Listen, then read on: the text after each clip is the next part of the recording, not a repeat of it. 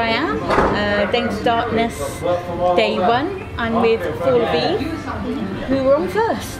Yes. How was that opening show? We were quite nervous, to be honest. Yeah, it was a bit mad because we haven't played live before.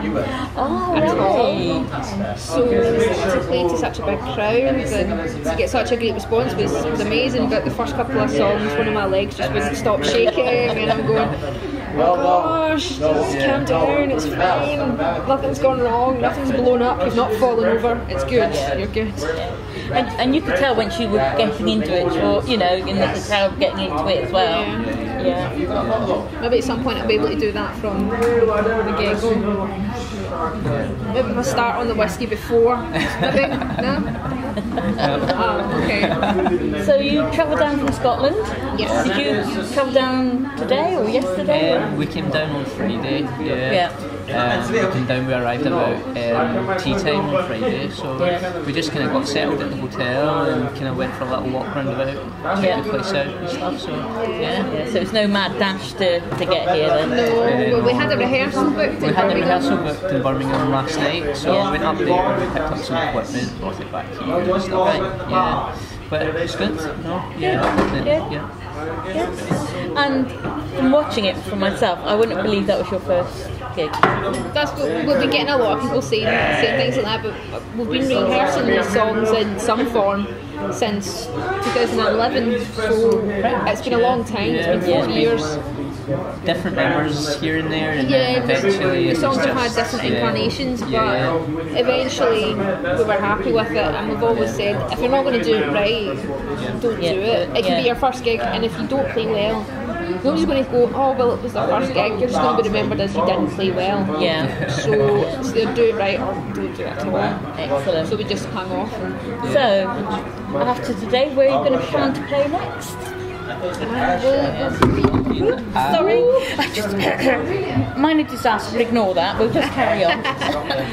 Well, we don't have anything else booked at the minute, however we know of a few other sort of festivals and things here and in Europe.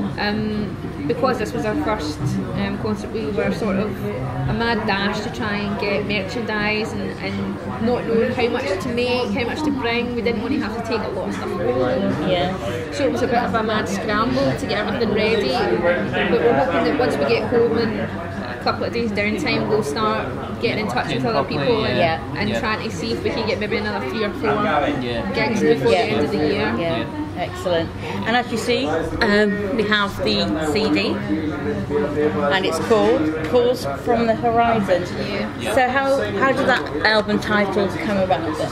Well, it's one of the songs on it was taken from one of the tracks. The title of the EP, we felt that was one of the kind of stronger written tracks that the live content meant quite a lot to us. So and I think we tried a few different album names, the EP names, and we there was never anything that sort of sat right, that we felt even looked right on the cover. And eventually we thought, well, why not use one of the song titles? And Calls from the Horizon. It's one of those statements that can be interpreted in a lot of different ways. So we thought it worked. We thought it worked well, not just being one of the song titles, but for the rest of the EP as a whole. So it just sort of happened naturally. It wasn't really a worked on title. Excellent. And have many of these gone today? Yes. We have the boxes still from the manufacturer, and I'm not sure how many's in each box. 20? 25 in each box, and we are almost finished the third box. That is excellent. I don't know exactly how many, but I've been at the merch booth all day. You were helping, our drummer had to leave. You were helping him with his stuff, and I was just kind of manning the merch booth, and we've sold lots. EPs have been going very quickly. Lots of people asking for the album, and unfortunately it's not ready yet. It will be on iTunes and Amazon, etc. And we have hard copies ready to burn. Yeah, right. So we're going to make it available online and things. And are you just going to have it in CD, or are you thinking of maybe doing a limited edition vinyl or anything?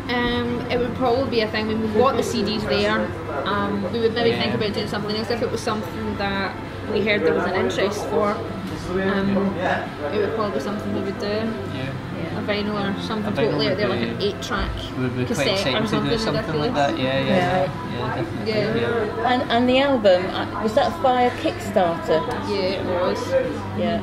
And I understand from what you said earlier on stage that it went really, really well. Yeah, it did. It was about 150% of the target, which our current bassist, Liesl, that was how we met her, she was one of our pledges. One of our pledgers, she had initially pledged, I think, 20 quid. And then she significantly upped that when it wasn't going to meet its target.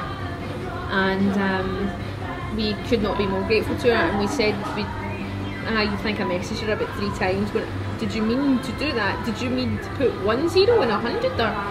Are you sure you mean £1,000 for this?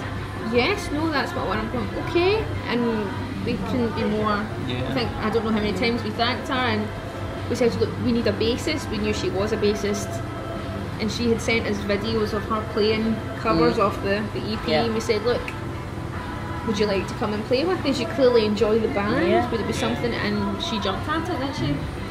That worked out really nicely for all of you then. I think so, definitely. And from today she seemed to really enjoy herself on stage. I've not seen her for more than 5 minutes since she came off stage. She's been away gallivanting. Loving all the other bands. So she's really into it. She'll be like, Liesl, it's your turn on the merch booth. Where's my turn to go gallivanting? Excellent. Excellent. And what age were you when you started playing your instruments or singing? Oh, well, I started studying music when I was 5. My primary school was very keen on music. We had a separate music tutor in the school, and we all had to take lessons and read stave music. And then I started picking up instruments. I play clarinet, orchestral instruments, and I started doing that from about the age of 7. But you've been playing guitar for since I've been a teenager, really. So, but it's roughly been about the same amount of time. I think so, than me, pretty much. Yeah. Do you still have your first instrument? I don't know. No, me neither. I don't have my first clarinet. Unfortunately, not anymore. Clarinets, though, you can't really, once they're done, you can't really do much about it. You just have to go, okay, it's time for a new one. Right. I should have kept it though for sentimental value, but that's it. And when you're much more established and well known, you could have auctioned it off. I didn't even think of that. I'll need to keep my first mic that I buy or something. I'll need to buy my own mic and just keep it, or one of my corsets or something. But it's like Megadeth, they're doing a Kickstarter thing at the moment. I don't know whether you've heard. We don't know why, because they don't particularly need the money, but some of the things they're offering are really quite expensive to get, like an auction type thing. So if the big bands can do it, I'm sure you can as well. Why not? That's one of these things that we're really grateful for everyone that plays and everyone that participated. It means so much to us to be able to move forward with our projects and move forward and see things actually, come to life, or see our ideas actually develop. It's great. We try to put in a lot of different things for the awards: t-shirts, CDs, photographs. I think Liesl, having played so much, she got a guitar and got to got a guitar that we used to record on the album. We didn't think anybody would do it. We just thought we'll put lots of stuff and make it look really good. And then suddenly we got a somebody gets all this stuff. We're going, oh, okay. It was overwhelming. It was totally. Oh my gosh. And the cakes. Whose idea was the cakes? Well, that's what I do. That's my day job. I make confectionery and sweets and chocolates and cakes and do online orders. And it was actually the organiser David Homer who'd said, "You bake, you must bring cakes." I said, "Okay, I shall bring cake," but I thought I can't do petite little fiddly rosies and make it pretty. It has to be metal. So I looked up horror inspired cupcakes. I found the broken glass, so boiling sugar, which is very dangerous. Don't do it if you don't know what you're doing. Pouring it out, getting it to set and breaking it into shards, which were sharp. I think I did have to protect my hands because it was very, you wouldn't think, oh gosh, it's only sugar, but it goes razor sharp when you shatter it. And then I had a dark red dyed strawberry sauce on top.